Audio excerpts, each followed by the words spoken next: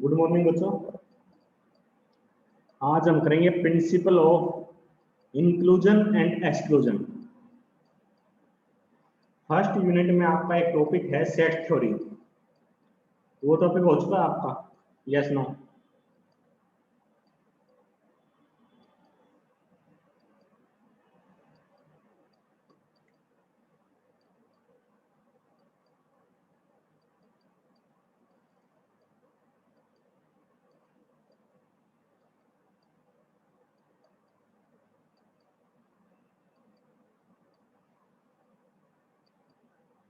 Basically set होते क्या है, किस टाइप से उनको हम वेन डायग्राम ड्रॉ करते हैं, ये पता है आप लोगों को?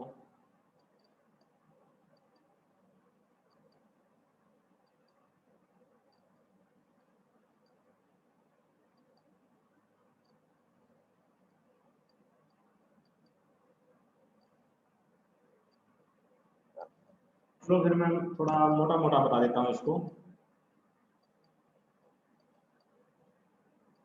सेट क्या होता है? बेसिकली सेट है आपका एक unordered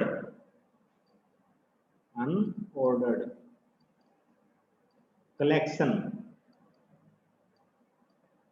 of well defined objects। देखो सेट, इस यूनिट में मैं पूरा सेट थ्योरी नहीं बताने वाला, बस जितनी आपको जरूरत है उतना बताऊंगा कि भाई आपका काम चल जाए ये टॉपिक करने के लिए। अदरवाइज ये आपका फर्स्ट यूनिट में कवर होगा। तो सेट क्या है? अनऑर्डर्ड कलेक्शन है वेल डिफाइंड ऑब्जेक्ट्स का। जैसे मैं एक सेट लेता हूं, मान लिया ए। इसको हम, जो एलिमेंट है इसको हम करली ब्रैकेट्स के अंदर लिखते हैं, करली ब्रैकेट्स में, ठीक है।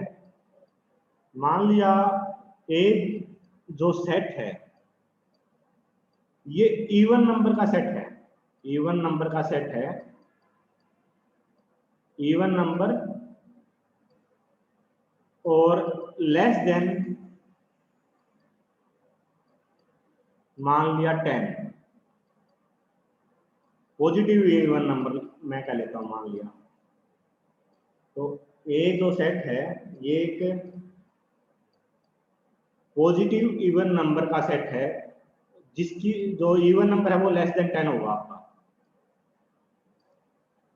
तो इसमें कौन कौन से एलिमेंट होंगे? जैसे 2, 4, 6, 8। लेस देन 10 है तो 10 इंक्लूड नहीं होगा इसके अंदर। तो इस टाइप से हम इसके एलिमेंट को कोमा से सेपरेट करके लिखते हैं, ठीक।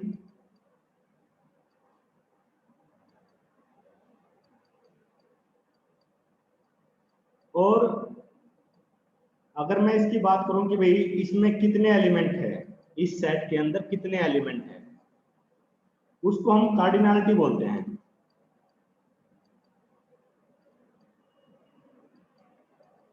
कार्डिनैलिटी इसको डिनोट करते हैं हम पाइप से। इसके साइड में, दोनों साइड ये दो लाइन ड्रॉ कर दो, ठीक है। तो ये आपको बताएगा कि इस सेट के अंदर कितने एलिमेंट हैं। जैसे इस सेट के अंदर अपने 4 एलिमेंट है तो इसकी कार्डिनैलिटी होगी 4। ऐसे पाइप से हम ड्रॉ करेंगे इसको, ठीक है।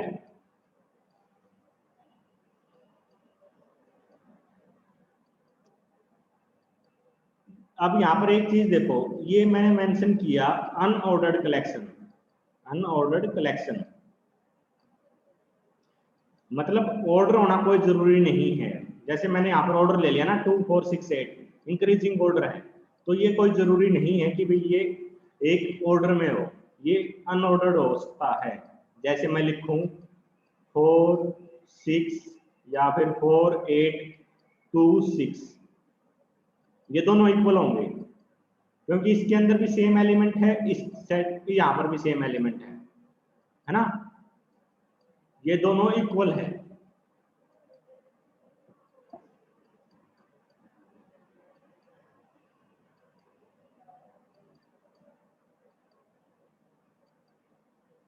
अब सपोज करो एक होता है इसमें हम यूनिवर्स वर्ड यूज करते हैं, यूनिवर्स।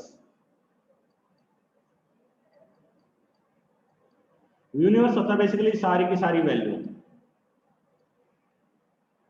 इसको हम यू से डिनोट कर देते हैं।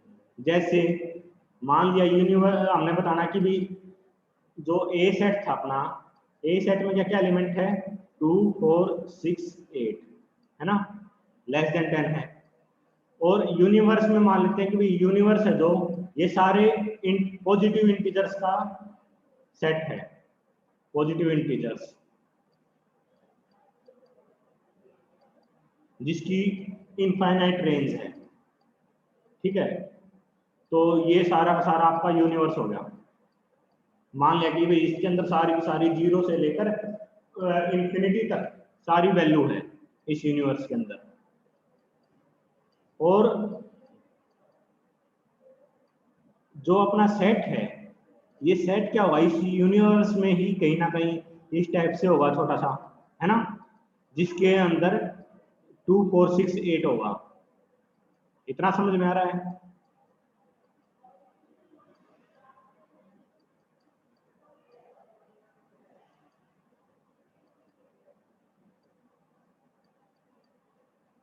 इसको ऐसे समझ लो, मान लिया यूनिवर्स है जो, यूनिवर्स को मैं अपनी अर्थ मान लेता हूँ, अर्थ, ठीक है।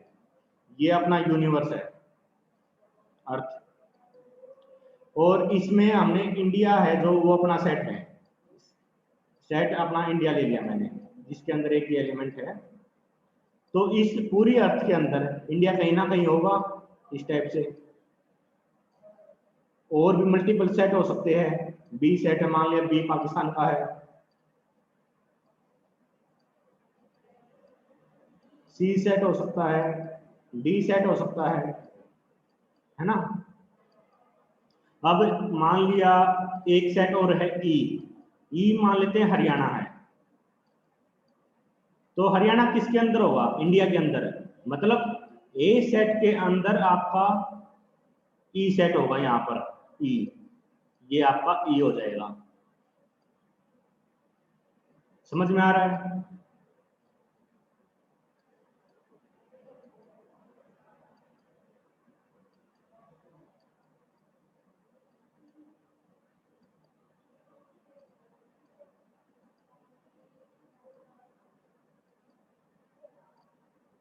अब चलो एक सेट ले लेता हूं मैं, मान लिया अपना वही सेट सेम 2 4 6 8, ठीक है।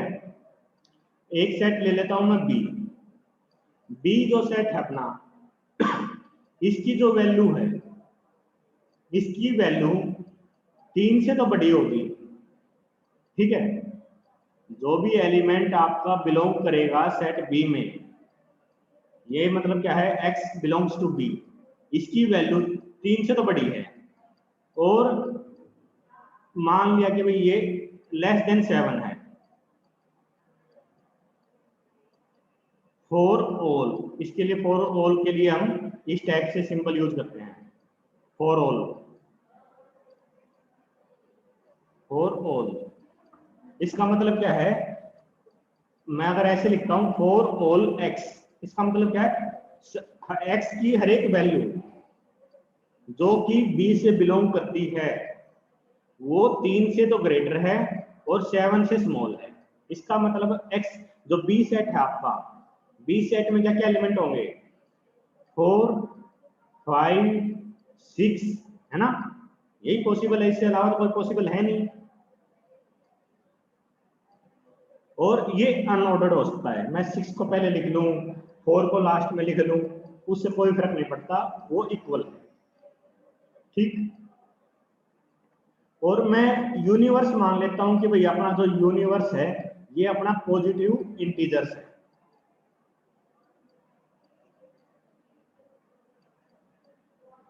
ठीक। अगर मैं इसको ड्रॉ करता हूं, देखो ये तो हो गया आपका यूनिवर्स, यूनिवर्स, ठीक। इसके अंदर आपका एक सेट है ए,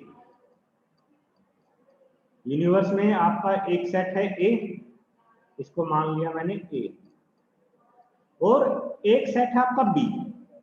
जो ए सेट है इसके अंदर वैल्यू क्या क्या है, 2 4 6 8, है ना। और जो बी सेट है इसके अंदर वैल्यू है 4 5 एंड 6। अब एक चीज देखो यहां पर, जो बी सेट है और ए सेट है इनके अंदर कुछ एलिमेंट कॉमन है ना। 4 और 6 बी में भी है, ए में भी है। इसका मतलब क्या है, ए सेट और बी सेट के जब हम ड्रॉ करेंगे कुछ ना कुछ पार्ट हमें कॉमन दिखाना पड़ेगा, क्योंकि 4 और 6 दोनों में है। और कुछ एलिमेंट ऐसे हैं जो ए में है बी में नहीं है, और कुछ एलिमेंट ऐसे हैं जो बी में है ए में नहीं है ना। तो मैं इसको ऐसे ड्रॉ कर सकता हूं, इसको बी ले लिया। अब जो ए में वैल्यू है, ए में अपने पास क्या क्या वैल्यू है, 2 4 6 8, है ना। और बी में क्या क्या वैल्यू है, 5 4 5 सॉरी 4 5 एंड 6। तो 4 6 को मैंने क्या कर दिया, कॉमन पार्ट के अंदर दिखा दिया। क्यों, ये बात समझ में आ रही है कैसे रिप्रेजेंट किया है। यूनिवर्स के अंदर पॉजिटिव वैल्यू है सारी की सारी, 1 2 3 4 इस टाइप से पड़े हुए हैं, 4 तो मैं इसके अंदर लूंगा, 4 यहाँ तो नहीं दिखाएंगे। तो ए सेट ऐसे ड्रॉ कर दिया हमने, कहीं भी ड्रॉ कर दो, लेकिन ए और बी के अंदर कुछ एलिमेंट कॉमन है। तो जब हम इसको ड्रॉ करेंगे तो हमने कुछ पार्ट कॉमन दिखाना पड़ेगा। क्या बात ये समझ में आई है।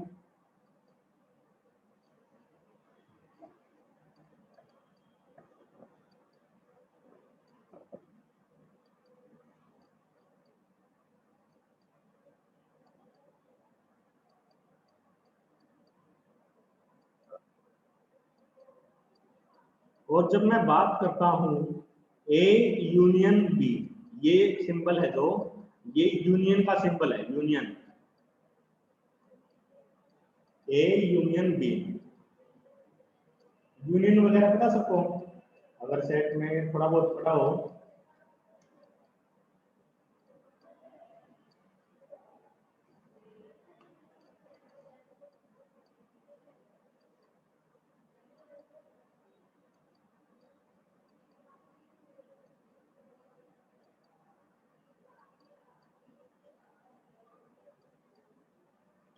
तो ए यूनियन बी क्या होगा, इसमें क्या क्या एलिमेंट होंगे उसके अंदर, ए यूनियन बी में बताओ।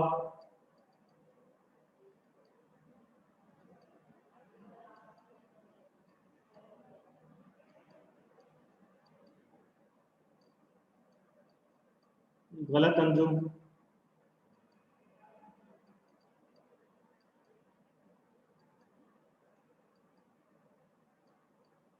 काफी सही है। इसके अंदर एलिमेंट होंगे 4 6 8 5, हाँ अंजू का ठीक है, खुशी का ठीक है, 2 4 5 6 एंड 8। जो एलिमेंट ए के अंदर है और जो एलिमेंट बी के अंदर है वो दोनों, लेकिन जो कॉमन एलिमेंट है वो सिर्फ एक बार आएंगे, ये नहीं कि बार बार लिख दोगे। यहाँ पर 4 एंड 6 आपका ए के अंदर भी है और बी के अंदर भी है, लेकिन हमने तो सिर्फ एक बार लिखा है ना। तो यूनियन के अंदर एलिमेंट आते हैं जो सिर्फ ए के अंदर है और सिर्फ बी के अंदर है, प्लस जो दोनों में कॉमन है। ठीक, अब मुझे इंटरसेक्शन बताओ, ए इंटरसेक्शन बी करता हूं अगर मैं, ए इंटरसेक्शन बी, इसके अंदर क्या एलिमेंट आएंगे।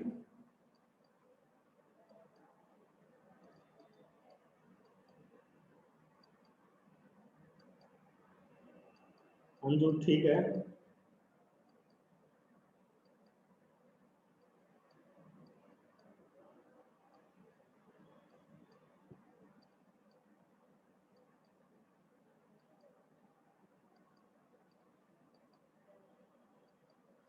इंटरसेक्शन होगा, अनु गलत है आपका, ज्योति गलत है आपका। इंटरसेक्शन होता है कि भाई जो दोनों सेट्स में कॉमन हो, कॉमन एलिमेंट। कॉमन एलिमेंट यहाँ पर क्या है, जो सेट ए के अंदर भी है और जो सेट बी के अंदर भी है, इंटरसेक्शन में वो हमारा रिजल्ट होगा। ए और बी में कॉमन क्या है, 4 एंड 6, तो ए इंटरसेक्शन बी, इसकी वैल्यू क्या आई, 4 एंड 6। क्लियर है?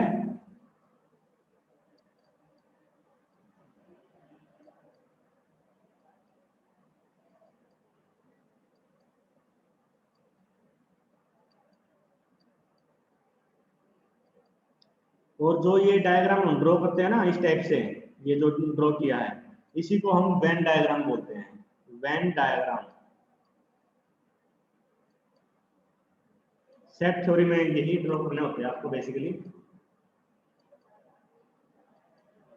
यहां तक क्लियर सबको?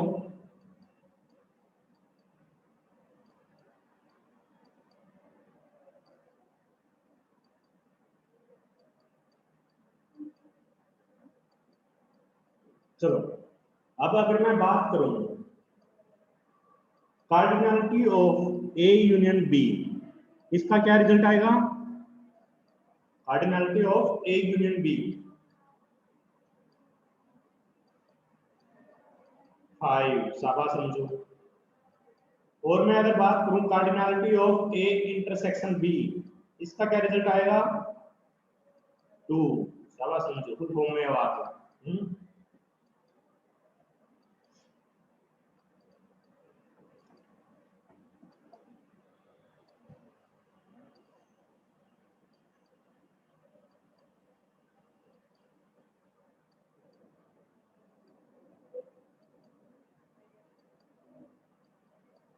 सपोज करो डिसजॉइंट सेट है, तो मान लेते हैं कि भी हमारे पास एक सेट है P और एक सेट है Q, दो सेट है, और ये दोनों सेट डिसजॉइंट सेट है। डिसजॉइंट, डिसजॉइंट सेट का मतलब है कि भाई दोनों सेट के अंदर कोई भी एलिमेंट कॉमन नहीं है। ठीक है, डिसजॉइंट का मतलब क्या है कि भाई दोनों सेट्स के अंदर कोई भी एलिमेंट कॉमन नहीं है। तो अगर मैं बात करूं P यूनियन Q और इसकी कार्डिनलिटी की बात करता हूं मैं, अगर cardinality of P union Q, तो वो किसके इक्वल होगी, फटाफट सोच के बताओ मुझे। दो अपने पास डिसजॉइंट सेट है, डिसजॉइंट का मतलब कुछ भी कॉमन नहीं है, और मैं बात करता हूं cardinality of P union Q, तो इसकी कार्डिनलिटी क्या होनी चाहिए,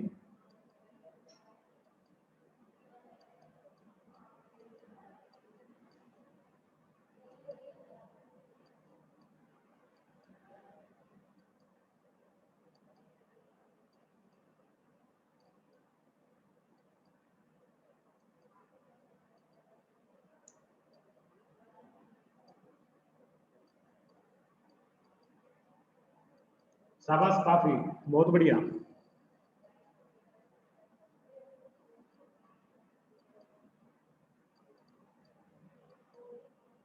अब दो सेट है, मान लिया ये आपका यूनिवर्स है,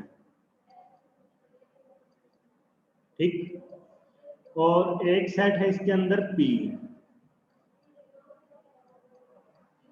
और एक सेट है Q। अब हमने कह दिया कि भाई डिसजॉइंट सेट है, तो डिसजॉइंट है तो इसका मतलब क्या है, इन दोनों में कुछ भी कॉमन नहीं होगा, है ना। तो P के अंदर कितने एलिमेंट है, P के अंदर एलिमेंट है कार्डिनलिटी ऑफ P, ऐसे डिनोट करेंगे। और Q के अंदर कितने एलिमेंट है, इसको हम डिनोट करेंगे कार्डिनलिटी ऑफ Q। अगर मैं बात करूं P यूनियन Q, अगर P यूनियन Q की मैं बात करता हूं, मान लेते हैं कि भाई जो P सेट है आपका, इसके अंदर एलिमेंट है 1 2 3, क्यू जो सेट है इसके अंदर मान लेते हैं कि एलिमेंट है 5 और 6, क्योंकि डिसजॉइंट सेट है इसलिए मैंने कोई भी एलिमेंट कॉमन नहीं लिया।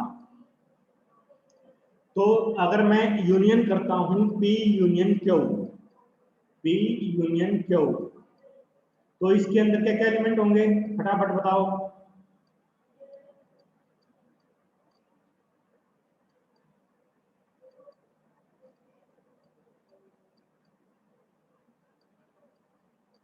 1 2 3 5 और 6 है ना, ये एलिमेंट होंगे। अगर मैं इसकी कार्डिनलिटी की बात करता हूं P यूनियन Q, इसकी कार्डिनलिटी निकालता हूं तो कितनी होगी 5। और मैं अगर P की कार्डिनलिटी पूछता हूं आपसे, P की कार्डिनलिटी क्या होगी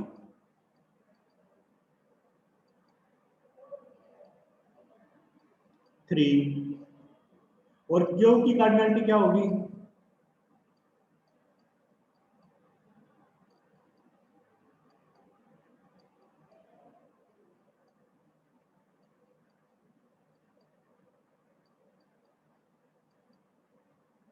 Q की कार्डिनलिटी क्या होगी बताओ 2। एलिमेंट कितने हैं Q के अंदर, सिंपल सी बात है, वो कि Q की कार्डिनलिटी हो जाएगी। P की कार्डिनलिटी क्या होगी, जो P में कितने एलिमेंट हैं, तो P union Q, P union Q की कार्डिनलिटी कितनी है 5। क्या मैं इसको ऐसे लिख सकता हूं P की कार्डिनलिटी प्लस Q की कार्डिनलिटी, इन दोनों को मैं ऐड करता हूं, अगर मैं इसको ऐसे लिख दूं P यूनियन Q की कार्डिनलिटी कितनी आई थी अपने पास 5, P की कार्डिनलिटी कितनी है 3 और Q की कार्डिनलिटी कितनी है 2, तो इनका सम कितना हुआ 5। तो P union Q is equal to sorry cardinality of P union Q is equal to cardinality of P plus cardinality of Q, अगर वो डिसजॉइंट सेट है तो। खुशी कार्डिनलिटी होती है कि भी किसी सेट के अंदर कितने एलिमेंट है उसको हम उसकी कार्डिनलिटी बोलते हैं। किसी सेट के अंदर कितने एलिमेंट है उसको हम उसकी कार्डिनलिटी बोलते हैं, और इसको पाइप से डिनोट करते हैं इस टाइप से। तो डिसजॉइंट सेट के केस में कार्डिनलिटी क्या होगी वो हमें पता चल गया, लेकिन सपोज करो जो अपने सेट है वो डिसजॉइंट सेट नहीं है, सेट है जो P एंड Q दो सेट है आपके और वो नॉन डिसजॉइंट सेट है,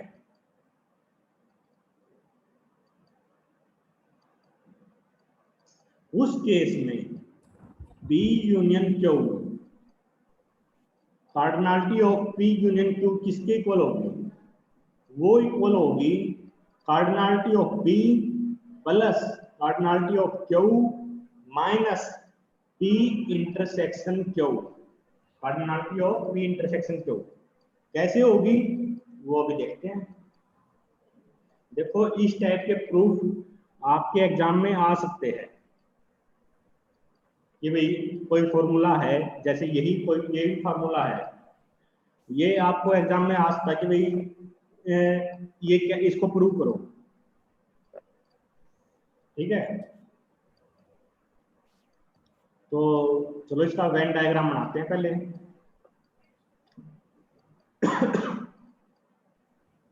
मान लिया ये सेट है आपका P और जो नॉन डिसजॉइंट सेट है तो कुछ ना कुछ कॉमन होगा, ये सेट मान लिया अपना Q, ठीक।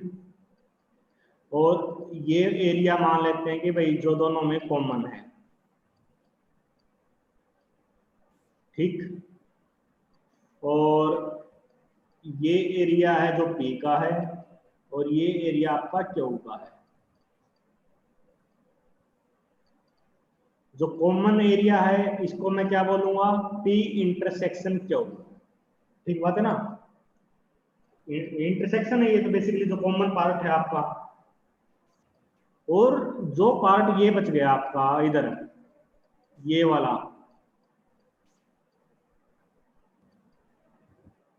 जो कॉमन नहीं है P का वो पार्ट, इसको मैं कैसे लिखूंगा? P माइनस क्यू, माइनस का पता होगा ना क्या काम करता है ये? डिफरेंस पता है ये P माइनस क्यू, ये पता है सबको?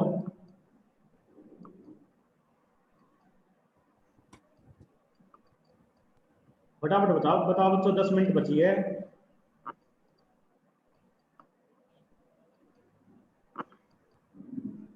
P माइनस क्यू का मतलब है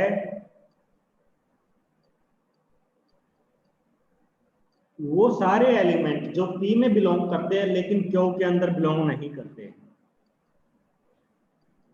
और अगर मैं ये कहूं जो ये वाला सेट है, इसको मैं कैसे लिखूंगा?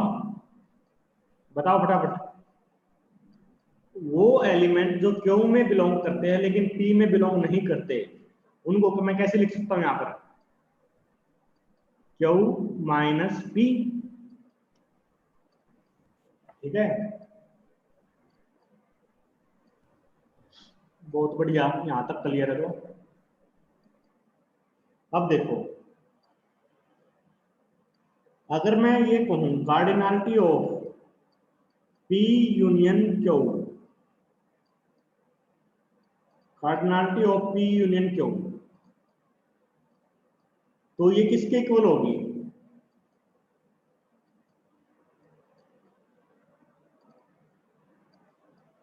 ये आपके वो सारे एलिमेंट जो P में बिलोंग करते हैं लेकिन Q के अंदर बिलोंग नहीं करते, प्लस वो सारे एलिमेंट जो Q के अंदर बिलोंग करते हैं लेकिन P के अंदर बिलोंग नहीं करते, प्लस वो एलिमेंट जो दोनों में कॉमन है। क्या मैंने ये जो स्टेटमेंट लिखी है ये ठीक है? सोच के बताओ।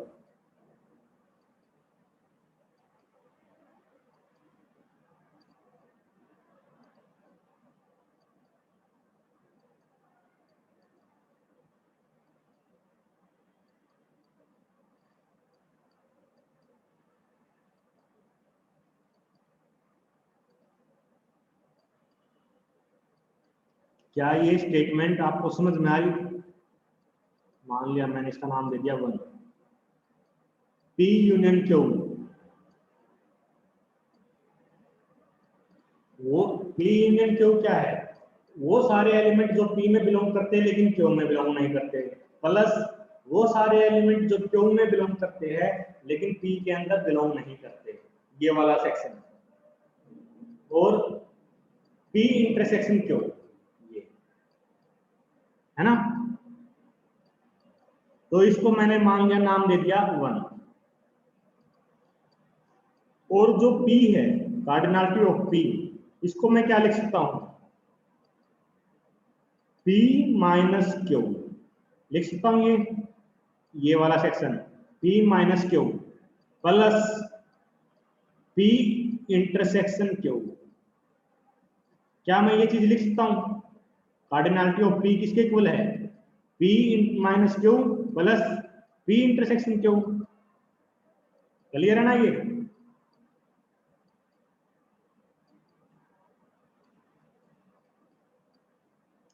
और Q को क्या मैं लिख सकता हूं? कार्डिनलिटी ऑफ Q ये होता है Q minus P plus P intersection Q। Clear है? साथ के साथ बताते रहो मुझे, नहीं तो आगे बताता रहूंगा और आपको समझ में ना आए उसका भी फायदा नहीं है। अब अगर मैं ऐड करता हूं 2 और 3 को, तो क्या होगा? P plus Q is equal to P minus Q plus Q minus P plus 2 P intersection Q, यही होगा।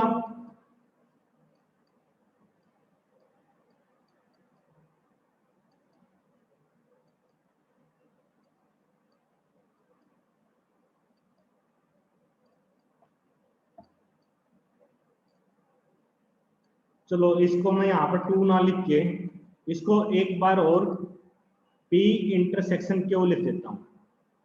ऐसे भी लिख सकता हूँ मैं, या इन दोनों को मैं ऐड करके यहाँ 2 लगा दूंगा, बात बराबर है वो। अब एक चीज देखो, जो अपनी ये फर्स्ट स्टेटमेंट थी, जो अपनी ये वाली स्टेटमेंट थी, इसके अंदर P minus Q plus P minus Q plus Q minus P, देखते रहो ध्यान से स्टेटमेंट 1 में, और जो लास्ट स्टेटमेंट हमने लिखी है उसको, प्लस P इंटरसेक्शन क्यू, इन तीनों की जगह मैं P यूनियन क्यू लिख सकता हूं, है ना। मैं इसको लिख सकता हूं P union Q plus P intersection Q, लिख सकता हूं ये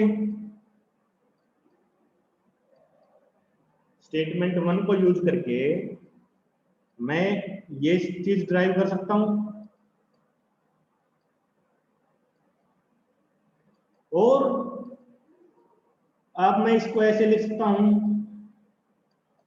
P इंटरसेक्शन क्यू है, इसको मैं लेफ्ट साइड में ले आता हूं, P intersection Q is equal to P union Q, ऐसे कर सकता हूं।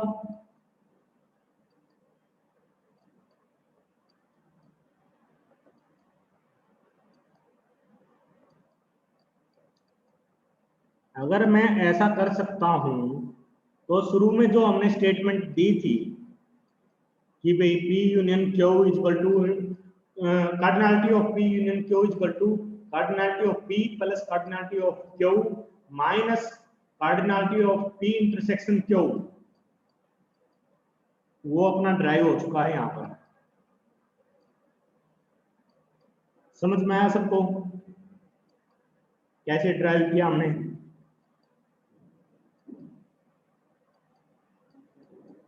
ये इस टाइप के क्वेश्चन आपको एग्जाम में मिल सकते हैं। जितने भी प्रूफ होंगे आपकी बुक में, प्रूफ आपने देखने जरूर है। जो यूनिट मैं करवाऊंगा, सेकंड यूनिट और थर्ड का पार्ट मैं करवाऊंगा आपको, ये आपका डिस्क्रीट में मुश्किल पार्ट में से आता है, बाकी डिस्क्रीट आसान है, ग्राफ थ्योरी वगैरह, वो सेट फंक्शन, ये बहुत आसान है। मेन न्यूमेरिकल पोर्शन है जो, वो इसी में है जो मैं आपको करवा रहा हूँ, और मैं कोशिश कर रहा हूँ कि भैया आपको बिल्कुल स्लो में और अच्छे से कराऊं, इसीलिए एक्स्ट्रा क्लास भी ले रहा हूं मैं। तो आप कोशिश करो कि भाई खुद भी थोड़े प्रैक्टिस करो, अदरवाइज कराया सारा बेकार है। चलो आज तो टाइम खत्म हो गया है। वैसे तो आज हमने principle of inclusion and exclusion complete कर देना था, चलो कोई बात नहीं, बेसिक बनाना भी जरूरी था। तो बाकी कल करेंगे नेक्स्ट लेक्चर में, ठीक है।